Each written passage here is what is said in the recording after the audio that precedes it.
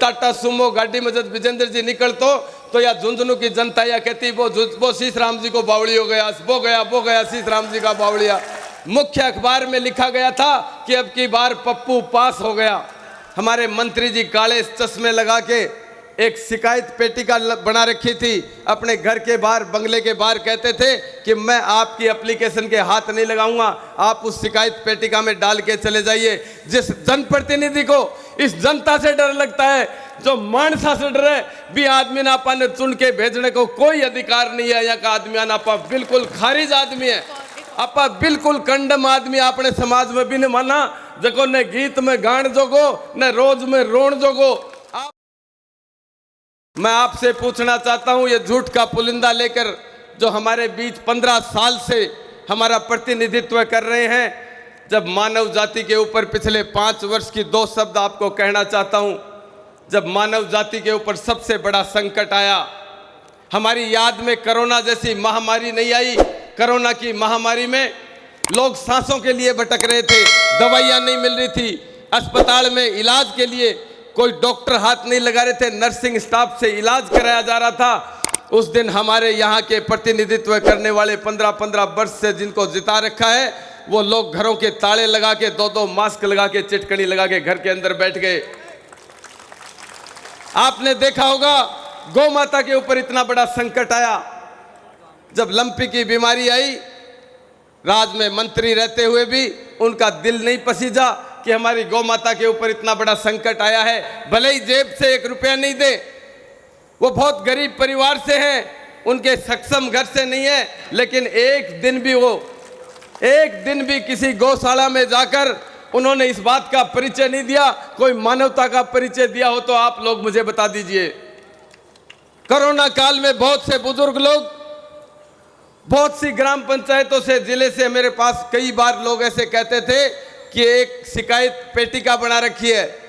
हमारे मंत्री जी काले चश्मे लगा के एक शिकायत पेटिका बना रखी थी अपने घर के बाहर, बंगले के बाहर, कहते थे कि मैं आपकी एप्लीकेशन के हाथ नहीं लगाऊंगा, आप उस शिकायत पेटिका में डाल के चले जाइए।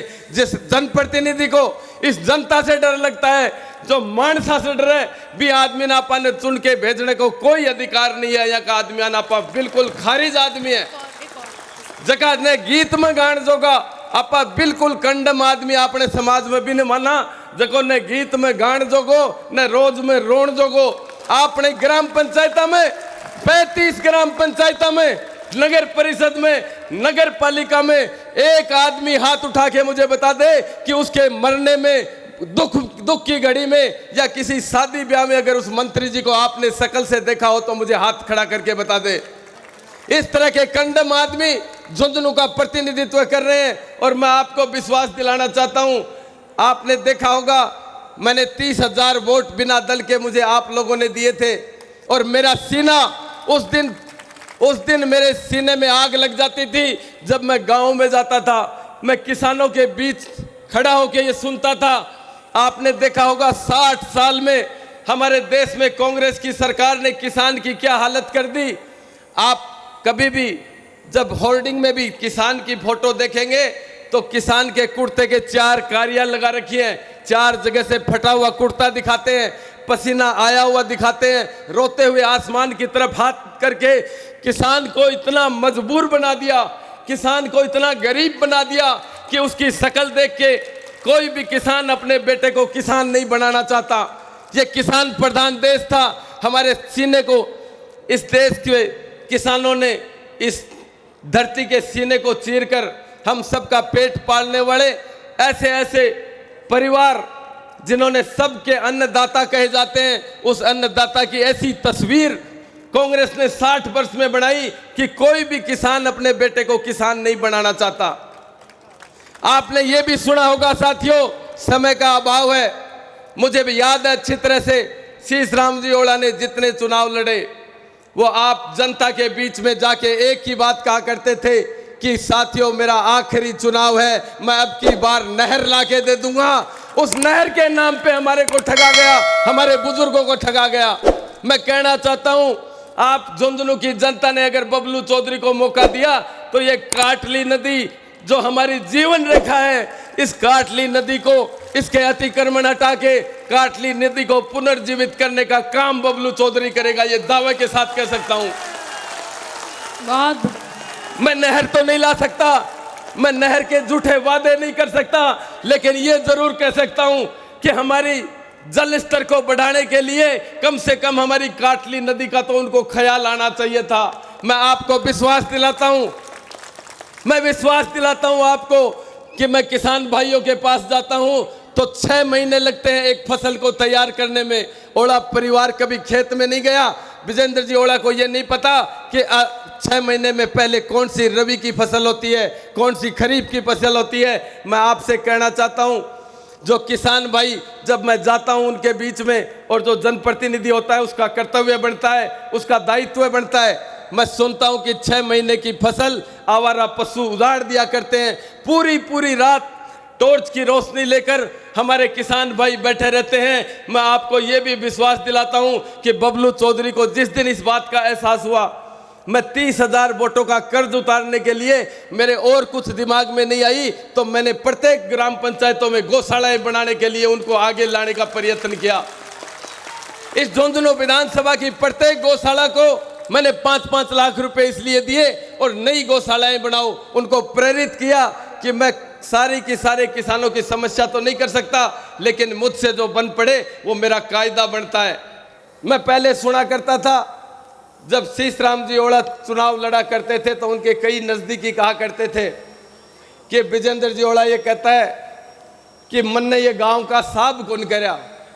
बोले साहब को मैंने यह बात कहो कि साहब से मिल लो, साहब ये करे, साहब वे करे। मैं कई बार उरे बैठ तो झुंझुनू के महीने और टाटा सुमो गाड़ी में जब विजेंद्र जी निकलतो तो या झुंझुनू की जनता या कहती वो शीशराम जी को बावड़ी हो गया, वो गया शीशराम जी का बावड़िया।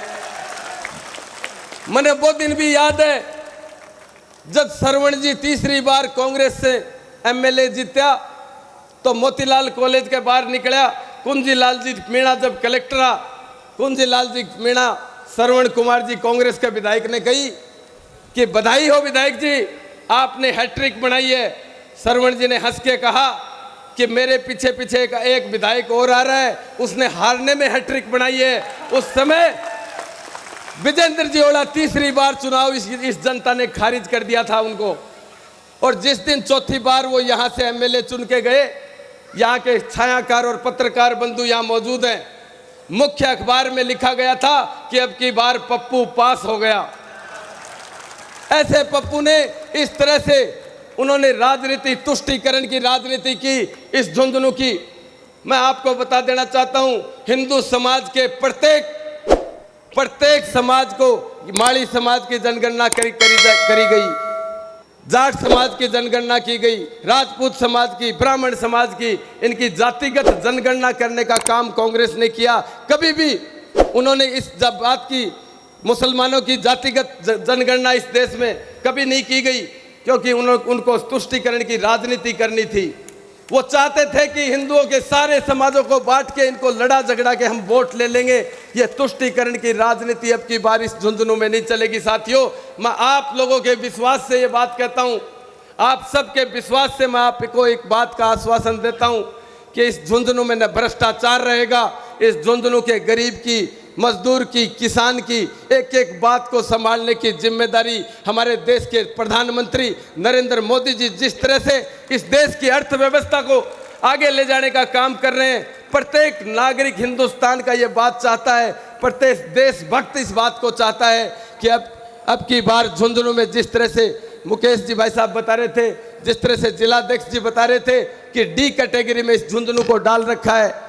मैं एक बात और कहना चाहता हूं आपको, हमारा जनप्रतिनिधि जो 15 वर्ष से जीतता आ रहा है, या इतने सैनिक परिवार यहाँ पे बैठे हैं, मैं आपसे पूछना चाहता हूँ, हमारे जो देश में शहीद होने वाले सबसे ज़्यादा सैनिक इस झुंझुनू ने दिए हैं। इस झुंझुनू के एक भी शहीद की अंत्येष्टि में, एक शहीद को कंधा देने के लिए या उस परिवार को सांत्वना देने के लिए अगर आपने अपने जनप्रतिनिधि को कभी देखा हो तो मुझे हाथ खड़ा करके बता दीजिए। बड़ी शर्म की बात है कि जो जिला शहादत के लिए जाना जाता है, जो देशभक्ति के लिए जाना जाता है, उस जिले के शहीदों के अंत्येष्टि में जाने का समय भी यहाँ के जनप्रतिनिधि के पास नहीं है। उनको अधिकार नहीं है, हमारे बीच वोट मांगने का अधिकार नहीं है। हमारे प्रधानमंत्री जी दिन रात आपकी चिंता रखते हैं। हमारे इतने संवेदनशील प्रधानमंत्री हमें मिले हैं। और आपसे एक अपील और करना चाहता हूं, जिस तरीके से आप लोगों ने दोनों हाथों से आशीर्वाद दिया, इतने समय तक आप सब यहाँ रुके रहे, मैं आपको एक बात और कहना चाहता हूं आप सबके चरणों में। अभी अपन यहाँ से झुंझुनू कलेक्ट्रेट में फार्म भरने के लिए चलेंगे और आज वो अरडावता में बैठे हुए और वो मेरे सट्टे के काम करने वाले भाइयों से भी कहना चाहता हूं कि अब की बार आपसे भुगतान नहीं होगा। मैं आप समझ जाना इस बात के लिए। मैं चन्नाड़ा से लेकर गांव में झाड़ू लगाता हुआ आ रहा हूं। झाड़ू लगाते लगाते इसको लास्ट कोने में पहुंचा दूंगा। आप इस बात को 25 तारीख को देख लेना। सतर्क रह के सट्टे का काम करना। आप सबसे अनुरोध है कि मेरे साथ कंधे से कंधे मिला के, मेरे साथ यहाँ खड़े सारे नौजवानों से मेरा करबद्ध आग्रह है कि अपन सारे के सारे झुंझुनू कलेक्ट्रेट पे जाके, आज हमारा 2 तारीख को ही चुनाव हो जाएगा। हम बता देंगे कि 25 को नहीं, 2 तारीख को यहाँ भारतीय जनता पार्टी चुनाव जीत रही है। आप सबके सब आप लोगों से मेरा पुनः अनुरोध है कि आप कोर्ट तक, झुंझुनू कोर्ट तक इस बात को साबित कर देंगे कि आप झुंझुनू की ये सारी के सारे जनता भारतीय जनता पार्टी का सच्चा सिपाही है। और अपन एक लाइन में चल के कलेक्ट्रेट में अभी चल के फार्म भरेंगे। आप सब मेरी ताकत हो, आपका पसीना बहेगा, वह बबलू चौधरी अपनी गर्दन कटवा लेगा, इस बात का विश्वास दिलाता हूं। जय हिंद, जय भारत। बबलू चौधरी।